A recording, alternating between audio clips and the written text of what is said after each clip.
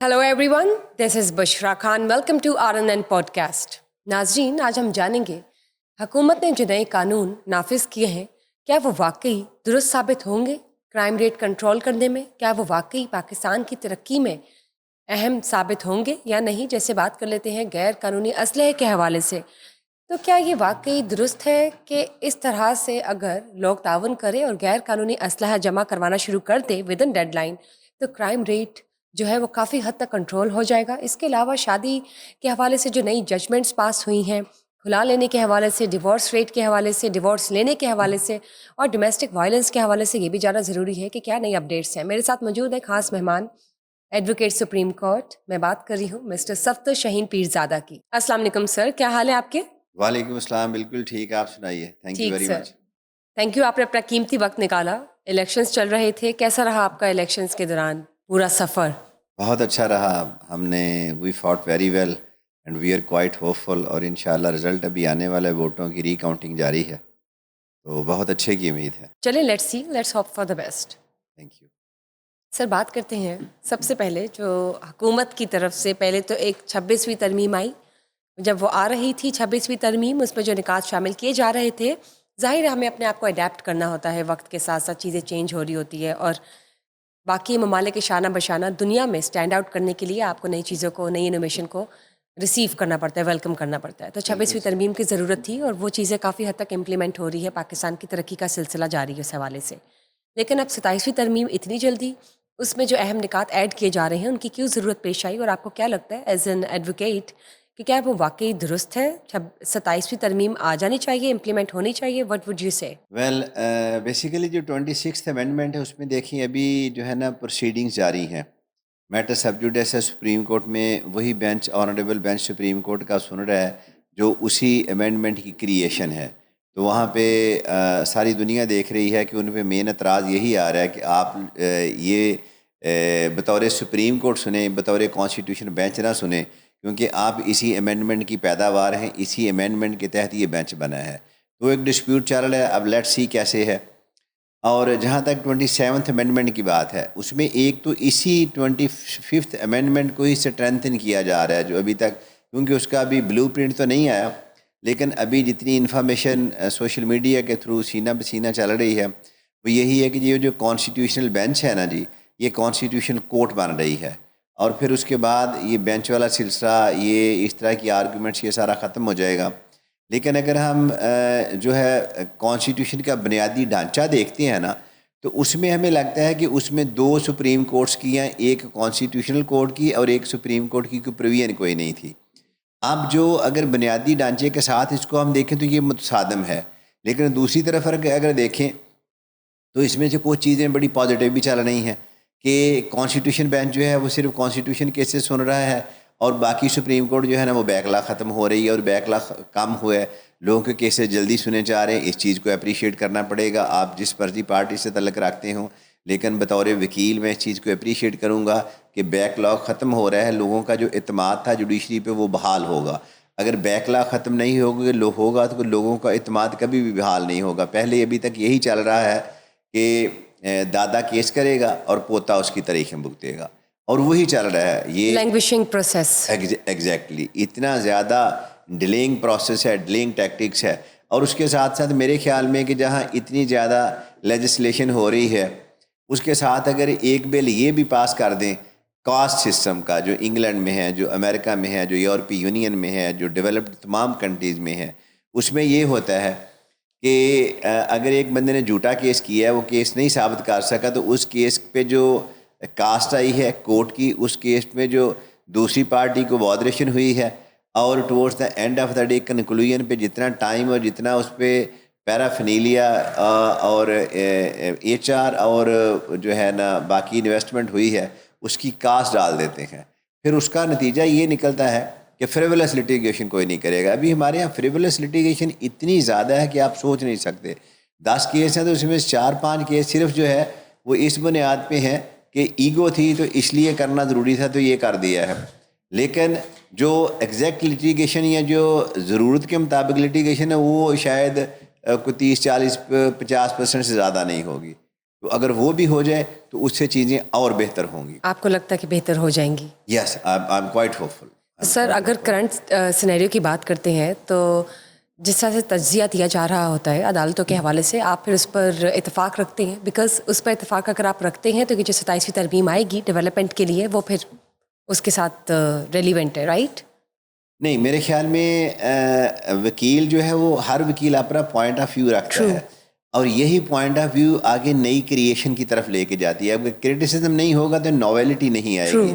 ہر ایک لائن جو ہے نا اس کے ڈفرینٹ میننگس ہوتے ہیں. اس کی مثال ایسے دوں گا کہ ایک ڈائمنڈ ہے، اس کے اٹ ہیز ویریس فیسسٹ، اور اگر آپ ایک طرف بیٹھی ہوئی ہیں آپ کی طرف اس کی لائٹ اور کلر ہوگی، میری طرف اس کی لائٹ اور کلر کی ہوگی، جو اور لوگ ہیں ان کی طرف لائٹ اور کلر کی ہوگی. ہم اپنا اپنا پرسپیکٹیو رکھتے ہیں اور وہی اس کی خوبصورتی ہے. لیکن towards the and of the day وہ پرسپیکٹیو ایکسیپٹ کیا جانا چاہیے کہ جو لیجسلیچرز کی انٹینشن، جو اس لا کی بیک گراؤنڈ، جو اس لا کی جو ہے نا پریلیوڈ تھی، وہ لا کی ضرورت کیوں آئی، جو ان چیزوں سے مطابقت رکھتا ہو. بات وہاں پہ خراب ہوتی ہے کہ جہاں پہ ہم بالکل آل ٹوگیدر ڈفرینٹ طریقے سے کورٹ ایک نئی چیز اختراع کر دیتی، پھر اس پہ کریٹیسزم ہوتا ہے.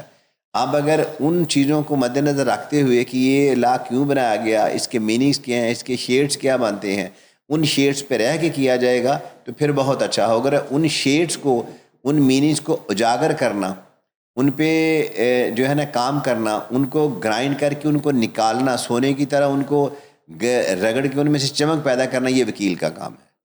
زبردست. تو چلیے پھر ہم امید رکھتے ہیں کہ اگر 27ویں ترمیم جو ہے امپلیمنٹ ہو جاتی ہے تو اس سے پاکستان میں مزید اور جو ڈیولپمنٹ ہے وہ دکھائی دے گی، اور پاکستان جو ہے وہ اسٹینڈ آؤٹ کرے گا انٹرنیشنلی بھی. جس طرح سے اس پورے سال کو اگر آپ دیکھتے ہیں اور ایک رپورٹ اگر ہم نے تیار کرنی ہو تو انٹرنیشنلی پاکستان کو بہت سراہا گیا ہے، پاکستان کی ایفرٹس کو اگر دیکھا جائے. اور اس کے ساتھ ساتھ جو کرائسس ہے وہ تو چلے ساتھ ساتھ چلتے رہتے ہیں، اپس اینڈ اور ڈاؤن. اس سے we believe and we hope کہ ہمارا جو انٹرنیشنل نمبر ہے جوڈیشل پرفارمنس کا ہمارا وہ بہتر ہونا چاہیے، وہ پیچھے آنا چاہیے ہمیں. وہ ہم جو ہے نا آگے بھاگتے جا رہے ہیں اسپیڈ سے، وہ اس کو سٹاپ ہونا چاہیے اور ہمیں پیچھے چلے جانا چاہیے، تاکہ ہماری جو پرفارمنس ہے وہ انٹرنیشنلی دنیا دیکھنے والا کہے کہ یہ کورس نے یہ فیصلہ اچھا کیا. صرف وکلا اور ججز نہ کہیں کہ ہم نے بہت اچھا کیا، کلائنٹ بھی کہے. جو پینگ ماسٹر ہے، کس کی جیب سے پیسے جاتے ہیں؟ کلائنٹ کی جیب سے. پینگ ماسٹر ہے. ہم کہتے ہیں کہ بار اور بینچ جو ہے یہ ایک گاڑی کے دو پہیے ہیں، تو ذرا یہ تو دیکھ لیں گاڑی کو کھینچ کون رہا ہے، اس گاڑی کو چلا کون رہا ہے، اس گاڑی میں فیول کون ڈال رہا ہے؟ وہ کلائنٹ ہے.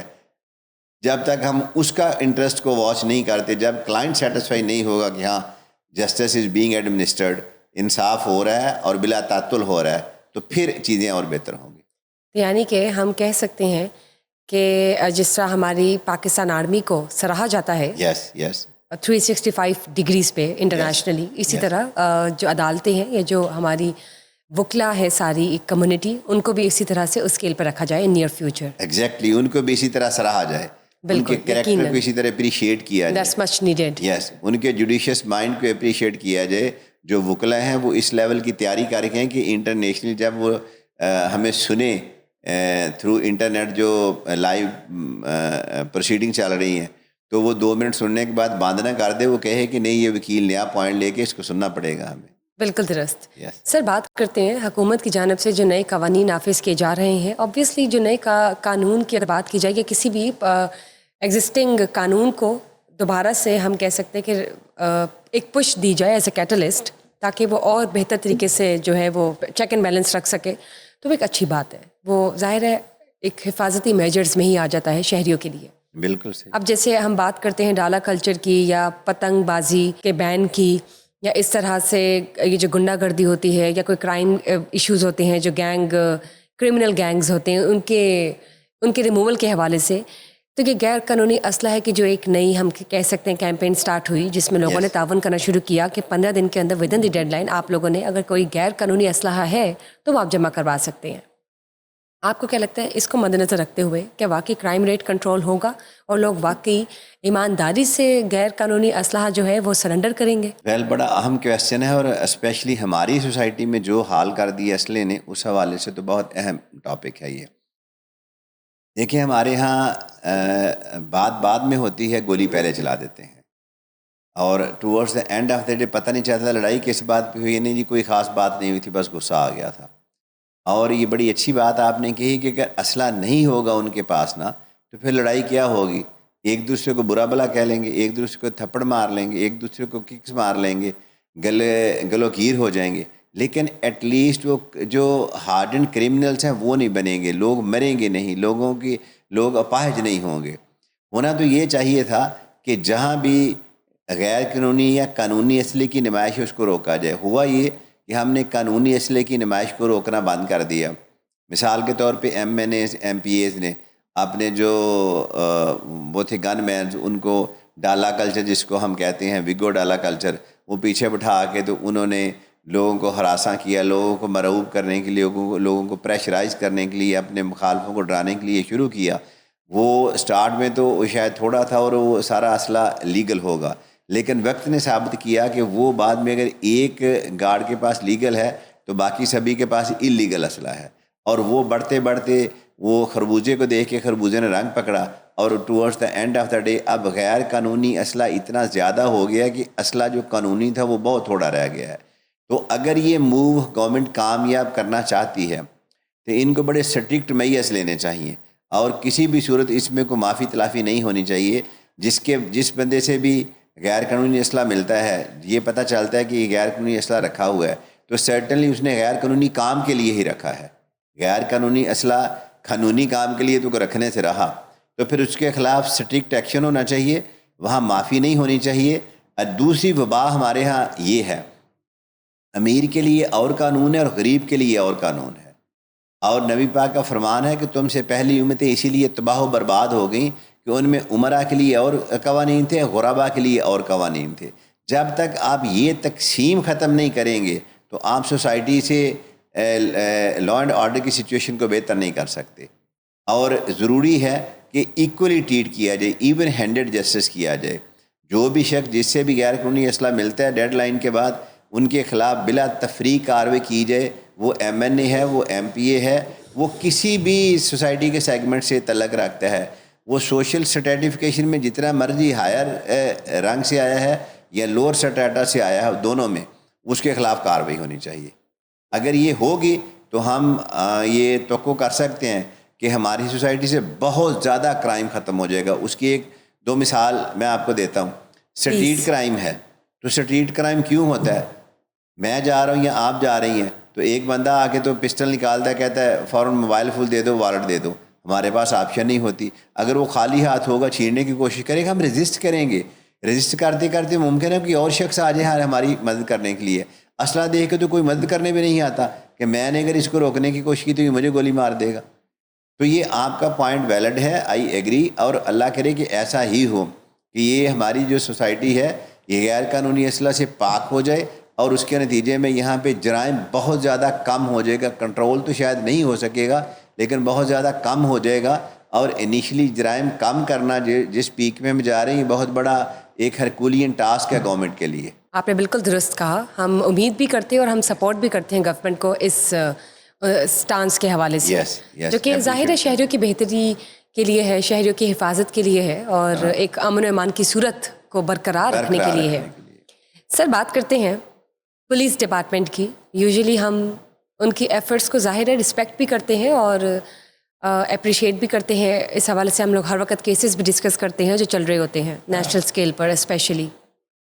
لیکن آج کل اگر آپ دیکھیں کہ ود ان پولیس ڈپارٹمنٹ کچھ ایسے پولیس آفیسرز ہیں جن کو ہائی لائٹ کیا جا رہا ہے جو کہ ان ریزنیبل ایکٹیویٹیز میں انوالوڈ ہے اور اپنے یونیفارم کے ساتھ ایماندار نہیں ہے.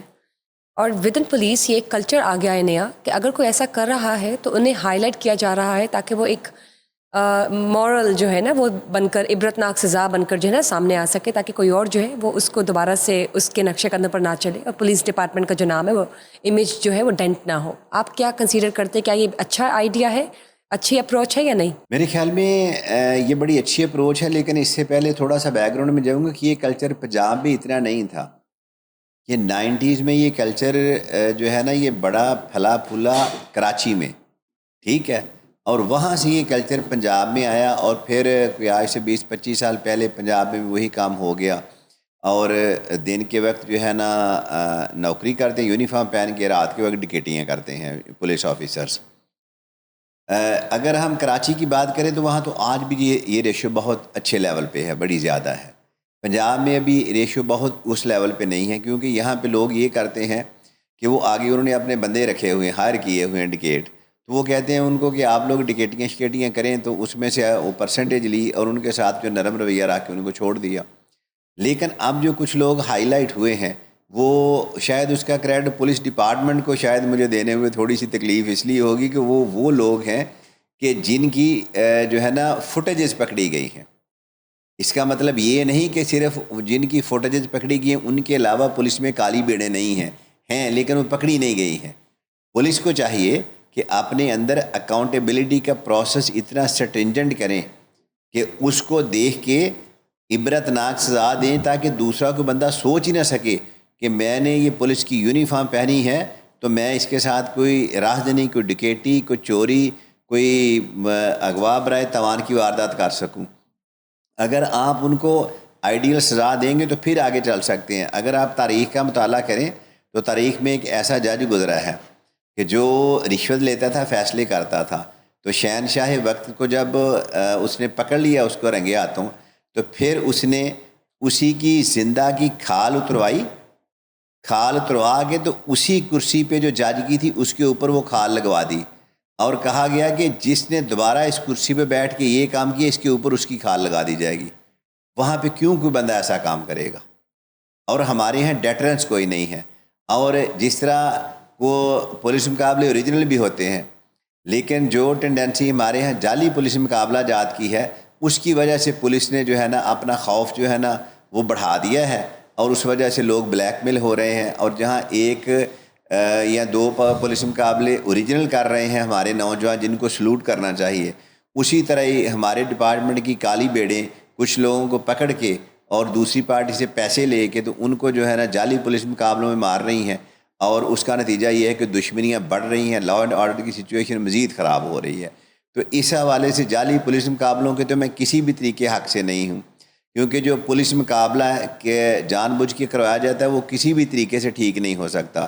وہ قانون کو اپنے ہاتھ میں لینے والی بات ہے, تو قانون کو جہاں آپ اپنے ہاتھ میں لیں گے تو پورے سسٹم کو آپ ریڈنڈنٹ کر رہے ہیں, اور جہاں پہ پورا سسٹم آپ کا خراب ہو جائے گا اس کو ٹھیک کرنے میں پھر پرابلم ہوئے گی. بالکل ٹھیک بات کی آپ نے. اور یہ جو اپروچ ہے ود ان پولیس ڈپارٹمنٹ کہ وہ ہائی لائٹ کرے اگر کوئی بھی ایسی انسرٹن یا ان ریزنیبل ایکٹیویٹیز میں انوالو ہے کوئی بھی پولیس آفیسر, تو اس سے یہ ہوگا کہ جو آئندہ فیوچر میں کوئی بھی پولیس ڈپارٹمنٹ کا کنسرنڈ جو آفیسر ہے ہی وڈ تھنک ٹوائس کچھ بھی ایسا کرنے سے پہلے. ہاں بالکل. اور میرے خیال سے اس سے جو سسٹم ہے وہ اور زیادہ اسموتھ بیلنسڈ ہو جائے گا اور پیسفل ہو جائے گا. لیکن بدقسمتی یہ ہے کہ ہمارے ہاں یہ جو اقربا پروری ہے نا, اس کی وجہ سے پولیس والوں کے خلاف کوئی درخواست آتی ہے نا, تو جس کے پاس وہ جاتی ہے وہ سب سے پہلے تو اس کو یہ مشورہ دیتا ہے, یار تو چھوڑ دے اس کو, تو یہ درخواست واپس لے لے, خیر ہے تیرا کام کر دیتے ہیں. وہ یہ نہیں کہتا کہ پولیس ڈپارٹمنٹ کو جو ہے نا میں سیدھا کروں, وہ یہ نہیں کہتا کہ پولیس ڈپارٹمنٹ سے کرپشن, رشوت, سفارش, لا قانونیت اور یہ جو کالی بیڑے ان کو نکالا جائے. وہ کیوں نہیں کہتا؟ وہ اس نے خود بھی اس سے کوئی نہ کوئی ناجائز کام لیا ہوتا ہے, تو وہ کہتا ہے چلیں اس طرح نہیں تو اس طرح اس کو کر لیں. جب تک یہ سسٹم سبھی کے لیے قانون ایک نہیں ہوگا, اور جہاں پہ پولیس کی وردی کو طاقت دی ہے قانون نے, اور وہ مجھے اور آپ کو گرفتار کر سکتی ہے, اگر اس نے ناجائز گرفتار کیا ہے تو اس کو اس سے ڈبل سزا ملنی چاہیے عام بندے کی نسبت. پھر سسٹم ٹھیک ہوگا, پھر ہر بندہ قانون سے ڈرے گا. پھر اب بندے ڈرتے ہیں جی فلاں بندہ ہے اس پولیس والے سے بچیں, کیوں؟ وہ جعلی پولیس مقابلہ کر دیتا ہے. لوگ قانون سے نہیں ڈرتے, وہ پرٹیکولر انڈیویجول سے ڈرتے ہیں کہ وہ پولیس مقابلے کرتا ہے. جی بالکل ٹھیک بات کی آپ نے. لیکن چلیے دیکھتے ہیں کہ جو اپروچ ہے اس سے کتنی مزید بہتری آتی ہے اور کتنی چیزیں اور مزید ڈیولپ ہوتی ہے. کسی اور ڈپارٹمنٹ کی بھی اگر آپ بات کرتے ہیں تو اگر کوئی بھی اس طرح کا رویہ اختیار کرتا ہے اور اپنی ڈیوٹی کو ایمانداری سے نہیں سر انجام دیتا, تو آبویسلی یہ سب کے لیے ایک لیسن ہے کہ آپ نے کس طرح سے جو ہے اپنے سسٹم کے ساتھ ایمانداری سے چلنا ہے. اور ان دی اینڈ یہ آپ کی اپنے لیے بھی پاکستان کے لیے بھی ایک امپریشن ہے جو کہ آپ نے لے کے کیری آن کرنا ہے. یس, وہ کہتے ہیں نا جرنی آف 100,000 مائل starts with a single step. آپ ایک شخص کو ٹھیک کرنا شروع کریں, خود ٹھیک ہوں, پھر ساتھ والا ٹھیک ہوگا, پھر اس کے ساتھ والا ٹھیک ہوگا. بالکل ٹھیک بات کی. سر اب میں بات کرنا چاہوں گی ڈومیسٹک ایشوز کے حوالے سے. یہ بتائیے آج کل کیسز ظاہر آپ کے پاس آتے ہوں گے, آپ کے کلیگس کے پاس بھی جاتے ہوں گے کیسز, وہ ریسیو کرتے ہوں گے ڈیورس کے حوالے سے, خلا کے حوالے سے. ڈومیسٹک وائلنس کی بات کرتے ہیں اگر, تو ڈومیسٹک وائلنس کی بیس پر کتنی سپریشنز ہو رہی ہیں, کتنے کپلز ہیں جن کا یہ رشتہ جو ہے وہ ٹوٹ رہا ہے اس بنا پر؟ دیکھیں ہمارے ہاں جو کمبائن فیملی سسٹم تھا نا, اس کی بہت زیادہ بلیسنگز تھیں کہ میاں بیوی میں اگر لڑائی ہوئی ہے نا تو کسی نے کسی بڑے نے مل کے ان کے بیچ میں صلح کروا دی تو چیزیں بہتر ہوگی. اب جب ہمارے ہاں ٹینڈنسی ڈیولپ ہو رہی ہے یونی سیلر فیملی کی کہ ہم نے اکیلے ہی رہنا ہے, شادی ہو کے آتی ہے تو دلہن کہتی ہے ہفتے بعد کہ نہیں تو کلا کر لیا تو میں تیرے کلیاں رہنا ہے, انہاں دے نال ہی رہنا. اس کا جو نقصان ہے وہ یہ ہے کہ جب دونوں کی آپس میں لڑائی ہوتی ہے صلح کرانے والا کوئی نہیں ہے, دونوں کو سمجھانے والا کوئی نہیں ہے, اور نتیجہ یہ نکلتا ہے کہ صرف چھوٹی چھوٹی باتوں کو ایگو کا مسئلہ بنا کے تو وہاں پہ سیپریشن ہو جاتی ہیں, ڈیورس ہو جاتی ہیں. اس میں سب سے پہلی بات تو عدم برداشت ہے کہ دونوں میں برداشت کا مادہ کوئی نہیں ہے, اور دونوں میں یہ کوشش ہوتی ہے کہ وہ ایک کہتا ہے میں یہ لفظی جنگ جیت جاؤں, دوسرا کہتا ہے میں لفظی جنگ جیت جاؤں, اور لفظی جنگ جیتنے کی بجائے وہ دونوں ہار جاتے ہیں, اور نتیجہ کیا نکلتا ہے کہ سیپریشن ہو جاتی ہے. پھر ہمارے ہاں کچھ فائنینشیل ایشوز ہیں, پھر ہمارے یہاں سائیکولوجیکل ایشوز ہیں, پھر ہمارے یہاں انڈرسٹینڈنگ کے ایشوز ہیں. آپ یہ دیکھیں کہ جب آپ نئی گاڑی لیتے ہیں نا تو اس کو کمپنی کہتی ہے کہ آپ 2-3 دن اس کو گاڑی کو کھڑی رہ کے چلائیں, ذرا اس کا انجن رننگ میں آ جائے. تو آپ نے 2 ڈفرینٹ انسانوں کو ملایا ہے, اور ان کو اتنا روم بھی نہیں مل رہا, ان کو اتنا آپ فیسیلیٹیٹ نہیں کر رہے کہ وہ کچھ دیر کے لیے آپ ان کے ساتھ ہیلپنگ ہینڈ بنے کہ یہ دونوں آپس میں ایک دوسرے کو سمجھ سکیں. جو دلہے کی ماں ہے وہ کہتی ہے کہ نہیں یہ تو کڑی جگہ رہ گیا ہوں تو ساڑھے جگہ ہے ہی کیوں نہیں. تو وہ ان کو بندہ پوچھے کہ اگر آپ نے کڑی جگہ نہیں سی اس کو ہونے دینا تو پھر اس کو شادی کر کے کیوں لائے تھے. اسی طرح وہ دوسری طرف بھی سیم چل رہا ہوتا ہے. ہمارے یہاں بیلنس کوئی نہیں رہ جاتا, اور اسلام دنیا کا واحد ریلیجن ہے جو اعتدال پہ توجہ دیتا ہے. وہ اعتدال پہ توجہ نہیں, زور دیتا ہے کہ اعتدال ہونا چاہیے آپ کے ریلیشن میں, اعتدال ہونا چاہیے آپ کی گفتگو میں, اعتدال ہونا چاہیے آپ کے لین دین میں, اعتدال ہونا چاہیے اپنی زندگی میں. اور یہی اعتدال جو ہے نا اس کو ہم جو ہے نا اگر آگے جائیں تو کہتے ہیں زندگی کا بیلنس ہے. اقبال نے کہا تھا نا کہ زندگی کیا ہے, عناصر کا ظہور ترتیب, اور موت کیا ہے انہی اجزاء کا پریشاں ہونا. یہی اجزاء اور یہی بیلنس خراب ہوتا ہے تو رشتہ ختم ہو جاتا ہے. بالکل ٹھیک بات کی آپ نے. لیکن سر کچھ پرسنٹیج ایسی بھی ہے, اگر کمبائنڈ فیملیز کی بات نہ کریں تو یوزلی کچھ ایشوز تو کمبائنڈ فیملی کی وجہ سے بھی ہوتے ہیں جب کسی بھی رشتے کی دیوار بن جاتے ہیں دونوں کے درمیان, میاں بیوی کے درمیان. تو یوزلی اگر آپ 1% ان کی دیکھیں جو کہ نیوکلیئر فیملی سسٹم کو فالو کر رہے ہیں تو وہ they are having successful lives. نہیں وہ دونوں میں ہے, یہ اوور آل زیادہ تر ٹینڈنسی اس میں ہے, لیکن بڑی بڑی ایسی فیملیز ہیں کہ جن میں یونی سیلر فیملی سسٹم ہے and they are very successful, اور ہونا بھی چاہیے. یہ نہیں کہ میں نے اس میں کوئی جسے کہتے ہیں سویپنگ سٹیٹمنٹ نہیں دے رہا ہوں جی کہ جی یہ ہوگا تو یہ ہوگا.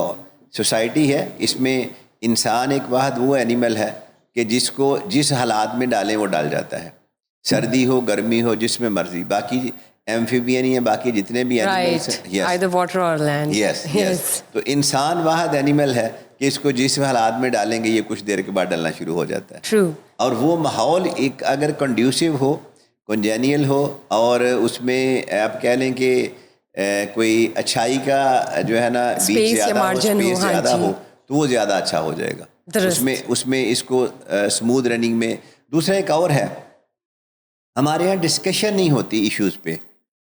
ڈسکشن اس لیے نہیں ہوتی کہ میاں باہر سے آیا کام کاج میں تو وہ تو کو کر رہا ہوتا ہے کہ شاید میں گھر جاؤں گا تو مجھے وہاں ویلکم ملے گا, کمیونیکیشن بیریئر آ جاتا ہے. اور اس پہ کوئی زیادہ پیسے نہیں لگتے کہ اگر اس کو اس کی بیوی بچے جو ہے نا اچھے طریقے سے ویلکم کر لیتے ہیں اور وہ خوش ہو جائے گا.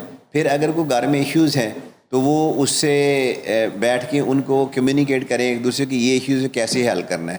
وہ دونوں میں کمیونیکیشن گیپ جو ہے میرے خیال میں باقی سب کے ساتھ ساتھ اپنی جگہ, لیکن کمیونیکیشن گیپ یا لیک آف کمیونیکیشن، یہ مین ایشوز یہ لیڈس بنتے ٹو ڈسٹرکشن آف ہیں. یہ بڑی اچھی خوبصورت ریلیشن کی جو ہے نا بنیاد اس وجہ سے کھوکھلی ہو جاتی ہے. بالکل درست. لیکن سر ڈومیسٹک وائلنس کی بات کرتے ہیں، یوزلی آپ کیسز ڈیل کرتے ہوں گے، ڈومیسٹک وائلنس کے حوالے سے کیا گلے شکوے ہوتے ہیں؟ کیا صرف ون سائڈڈ ڈومیسٹک وائلنس ہوتا ہے کہ ہمیشہ خاتون ہی آتی ہے ایز اے وکٹم، یا کبھی ایسا بھی ہوا کہ آن دی ادر سائڈ ایک ہسبینڈ نے آ کے یہ اپیل کی ہو کہ مجھے اپنی مسز کی سائڈ سے ڈومیسٹک وائلنس جو ہے اس کا سامنا کرنا پڑ رہا ہے؟ As a matter of fact تو ہماری سوسائٹی جو ہے نا یہ پیٹریارکل سوسائٹی ہے، تو بیسیکلی دوسرے لفظ میں میل ڈومینیٹڈ سوسائٹی ہے. تو میل ڈومینیٹڈ سوسائٹی میں زیادہ تر جو ہے نا فیمیل ہی وائلنس کا شکار ہوتی ہے. میل کم شکار ہوتا ہے. اگر ممکن ہے کہ میل بھی شکار ہو سکتا ہو ایسا میل ہو، لیکن ابھی تک کوئی ایسا کیس بہت کم ہی ہے. کوئی آیا بہت کم، کوئی نہیں آیا آپ کے پاس آج تک؟ نہیں، آج تک کوئی بھاگا بھاگا آئے اور کہے کہ مجھے میری بیوی سے بچا لے. نہیں، کوئی نہیں ایسا آیا. سبھی اور خواتین ہی آتی ہیں کہ ڈومیسٹک وائلنس ہے. پھر وہ جو پہلی میں نے بات کہی تھی کہ ایک لیک آف کمیونیکیشن ہے، عدم برداشت ہے، انڈرسٹینڈنگ نہیں ہے، فائنینشیل ایشوز ہیں، سائیکولوجیکل ایشوز ہیں، بچوں کی اسٹڈیز کے ایشوز ہیں، گھر گھر کے ایشوز ہیں. فائنینشیل ایشوز آئی گیس ہاں، موسٹ میجر ونس. اب موسٹ میجر وہ اس میں یہ ہے نا کہ اب آپ کے ہمسائیگی میں ہے کوئی خاتون، تو اس نے جو ہے نا وہ ذرا مہنگی ساڑی یا کپڑے پہنے ہیں، تو آپ نے دیکھا تو آپ نے کہا میں نے بھی یہی پہننا ہے. اگر وہ میاں کے پاس اتنے سورسز نہیں ہیں تو وہاں سے جھگڑا شروع. اور اگر میاں نے کوئی اپنے لیے چیز لے لی ہے، بیوی کے لیے نہیں لایا، تو بیوی نے پھر بھی کہنا آپ نے نہیں لایا، میرے لیے نہیں لیا دی. مطلب ہر قسم کی ریلیٹیو قسم کی فائنینشیل کرائسز ایشوز کا شکار ہیں. لیکن جو میجر ہم کہہ سکتے ہیں نا وہ یہی ایشوز ہیں جن کو ہم نے ابھی ڈسکس کیا ہے کہ اس میں ایک تو عدم برداشت ہے، دوسرا اس میں فائنینشیل ایشوز ہیں، سائیکولوجیکل ایشوز ہیں، رائٹ، مینٹل کمپیٹیبلٹی نہ ہونا، یہ ایشوز ہیں. جی. پھر اس کے بعد ہمارے یہاں ایک اور ہے کہ ہم جو شادی ہے، اگر ہم قرآن کو پڑھیں پرٹیکولر سورہ حجرات کو، تو آتا ہے کہ شادی امنگ ایکولز ہونی چاہیے. ہم کوشش یہ کرتے ہیں کہ ہم نے اپنے سے امیر کے گھر شادی کرنی اپنے کف میں ہونی چاہیے، رائٹ، یہ کنسیڈر کیا جاتا ہے. ایگزیکٹلی، وہ بھی ایک ایشو ہوتا ہے. دونوں کا کلچرل ڈفرینس آ جاتا ہے. اب ایک جگہ ہے کہ وہاں پہ سلیو لیس عورت پہنتی ہے، اس کو معیوب نہیں سمجھا جاتا. ایک گھر ہے وہاں پہ پردہ کرنے کا کہا جاتا ہے.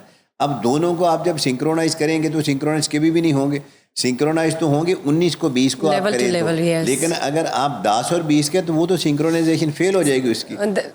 بالکل درست. اچھا، یہ جو کمپرومائز کی بات ہوتی ہے کہ کمپرومائز کیا جائے، ڈو یو تھنک کمپرومائز کوئی ورڈ ہے شادی کے درمیان، میاں بیوی کے درمیان، یا either you need to understand each others decision making qualities, try to blend it, amend it, handle it, tackle it and then move on? سب سے زیادہ ضرورت اس عمر کی ہے کہ دونوں کی انڈرسٹینڈنگ ہونی چاہیے. This is what I am trying to say. Understanding ضروری ہے. کمپرومائز کا بیسیکلی اگر ہم دیکھیں تو کمپرومائز اس کو کہتے ہیں، مثال کے طور پہ کہ مجھے آپ نے یہ چائے کا کپ پورا دینا تھا، مجھے آپ نے ہاف دے لیا، میں نے کمپرومائز کر لیا. دس از کالڈ کمپرومائز. آپ نے ڈیو شیئر سے کم لے لیا تو اس پہ جی ٹھیک ہے. جب انڈرسٹینڈنگ ہوگی تو شاید کمپرومائزنگ کی پوزیشن میں نہ آپ کو آنا پڑے. اگر انڈرسٹینڈنگ نہیں ہے تو پھر آپ کمپرومائز کی پوزیشن پہ آئیں گے تو پھر ایک دن آئے گا ایسا کہ آپ برداشت کرتے کرتے ایک چیز، کسی بھی چیز کی، عورت کی یا میل کی یا فیمیل کی لمٹ ہے نا، تو وہ اس کے بعد برسٹ آؤٹ ہو جاتے ہیں، پھٹ جاتا ہے. ہاں جی. تو جب وہ پھٹے گا تو لاروا پھیلے گا. جب لاروا پھیلے گا تو اس کا لازمی بعد نقصان ہوگا. اب جس طرح والکینو ہے، وہ دیکھیے اس طرح ایک پہاڑی کے اندر ہے، لاروا تو کچھ نہیں ہے. جب ایویپوریٹ ہوتا ہے، رپشن ہوتی ہے، تو دائیں میں ہر چیز کو تباہ کر دیتا ہے. تو اسی طرح ہی ہوتا ہے جب جو عورت جو ہے وہ پھٹے گی یا مرد ہے وہ پھٹے گا، تو اس کے بعد جو دائیں بائیں کی چیزیں ہیں ان میں سب سے مین اپنا ریلیشن ہے جو سب سے سینسیٹیو ہے، وہ ختم ہو جائے گا. جب وہ ختم ہوگا تو آپ کے پاس باقی کچھ نہیں بچے گا. سو یعنی کہ ایک بیلنسڈ اپروچ ہونی چاہیے، اور کمپرومائز جو ہے وہ ایک ٹاکسک ورڈ بن جاتا ہے. یس، اگر اس کو آپ مطلب لنگر آن کرتے ہیں، it's better to have a good understanding. ہاں، اس سے پہلے اس اسٹیج سے آپ پہلے اس کو کور کرنے کی کوشش کریں، اپنی انڈرسٹینڈنگ بڑھائیں. بالکل بالکل درست. یس. سو کبھی ایسا ہوا کہ آپ کے پاس جو کیسز آئے اس میں ریکنسیلیشن ہوا ہو؟ یس، بہت ساری اور کیسز. کس وجہ سے، مطلب کیا سب سے مائنر ایشو تھا جس کی بیس پر ایک ایپلیکینٹ یا میاں بیوی آ کے سیپریشن مانگ رہے ہیں اینڈ دین ریکنسیلیشن ہو جاتی، because it was a very trivial sort of an issue جس کی بیس پر وہ یہاں تک پہنچ گئے؟ میرے پاس ابھی بھی ایک کیس چل رہا ہے جس میں ایک بیوروکریٹ ہیں گریڈ 21 کے، اور ان کی مسز سے نہیں بنتی تھی، ان کے دونوں بچے بھی جوان ہیں. تو جب وہ میرے پاس آئیں تو مجھے ایک بیوروکریٹ نے ریفر کیا تھا, تو میں نے پہلے ان سے جو ہے نا پوری سٹوری سنی کو اٹ ٹوک 3 hours. تو ظاہر ٹائم اتنا نہیں ہوتا نارملی, لیکن مجھے آئیڈیا تھا کہ میں سٹوری سن لوں گا, میں چونکہ سائیکالوجی بھی پڑھی ہوئی ہے تو مجھے پتا تھا کہ یہ ریلیکس ہو جائیں گی. تو میں نے ان کی پوری سٹوری سنی, تو پھر میں نے ان کو بعد میں پوچھا کہ کیا اس میں کوئی ریکنسلیشن کا چانس ہے. انہوں نے کہا نہیں کوئی چانس نہیں ہے, بس آپ میرا کھلا فائل کریں. میں نے کہا اچھا. میں نے ان کو 2-3 سٹنگز دیں, ٹائم دیا ان کو, تو ساتھ ساتھ اس کے میں نے ان کا کیس تیار کیا. تو ساتھ میں ان کو سمجھاتا رہا کہ اب آپ کے بچے ہیں, تو اب آپ کے بچے جو ہے نا وہ ایک جو ہے نا بروکن فیملی کے بچے کہلائیں گے, کہ آپ کی اور دونوں کی سیپریشن, ان کی شادیاں اچھے گھروں میں نہیں ہوں گی. split second. ہاں, ان کو آگے جو پرابلمز آنے میں وہ ان سے شیئر کیے, ان کو سائیکولوجیکلی تھوڑا سا کنونس کیا. تو آلموسٹ آفٹر 3 weeks انہوں نے مجھے کہا کہ مجھے یہ بتائیں وہ میرا میاں میرے سے نا رابطہ کر رہا ہے, تو میں اس کی بات سنوں. میں نے کہا آپ ضرور سنیں. پھر اب انہوں نے مجھے خود کہا کہ وہ مجھے لینے آئے ہیں تو میں ان کے گھر آ گئی ہوں. میں کہ ان کا گھر نہیں, وہ آپ کا گھر ہے, تو آپ اس گھر میں رہیں. تو جو ڈیورس والا ایشو تھا نا, کھلا والا, اس کو فی الحال دفن کریں. تو انہوں نے کہا کہ اچھا ٹھیک ہے, فی الحال میں اس کو جو ہے نا ڈائی ڈاؤن کرتی ہوں, لیکن آپ نے وہ فائل ضائع نہیں کرنی ہے. ممکن ہے ضرور I can anytime ask you to please bring it out again. یس, یہ یعنی یہ بیوروکریسی ہماری, ہم کہتے ہیں کہ ٹاپ سلاٹ انٹلیکچوئل پڑھے لکھے جو برانڈڈ ہے نا, جیسے کوئی اچھا برانڈ ہے ایل وی ہے, تو وہ ہماری سوسائٹی کا وہ ایل وی ہے, تو ان میں یہ حال ہے. لیکن دیکھیے it's all about misunderstandings یا انڈرسٹینڈنگز بٹوین دا کپل, اور وہ کسی کے ساتھ بھی ہو سکتا ہے ایشو, لیکن اس کو ریزالو کس نے کرنا ہے, یا کوئی تیسرا بہت اچھا ہو ایز اے میڈیٹر جس کو فکس کر سکتا ہے, ورنہ otherwise there are so many advocates جو کہ just to mint out money. وہ دیکھیے میں ان ایڈوکیٹس کو جو میرے سینئر ہیں, وہ تو نہیں, جو میرے کولیگز ہیں جونیئر, ان کو یہ ریکویسٹ کروں گا خدارا آپ اگر کوئی گھر بچتا ہے اس کو بچا کے دیکھیں, اس کی بلیسنگ سے آپ کو اور کیسز ملیں گے اور آپ کی ریپوٹیشن بہت آگے ٹریول کرے گی. اور اگر آپ نے ایک کیس کی فیس کو سیکریفائس کر بھی دیا ہے نا, تو میں آپ کو پورے یقین سے کہتا ہوں, ایمان سے کہتا ہوں کہ آپ کو اس سے زیادہ پیسے ڈبل ٹربل ملے. یہ میرے ساتھ ہوا ہے. I can quote more than 100 examples. So obviously, if you do good, good will come around. Exactly. Nothing will come out of nothing. آپ کچھ اچھا کریں گے, اس کی آؤٹ پٹ اچھا نکلے گی. And that's the key to success as well. And thank you for being part of the show. And thank you for giving us information regarding Khula, divorce, amendments, Pakistan's new laws. And it was much needed. Thank you, sir, for being part of the show once again. And thank you guys for watching us today. Just stay tuned for another session. Till then, bye-bye.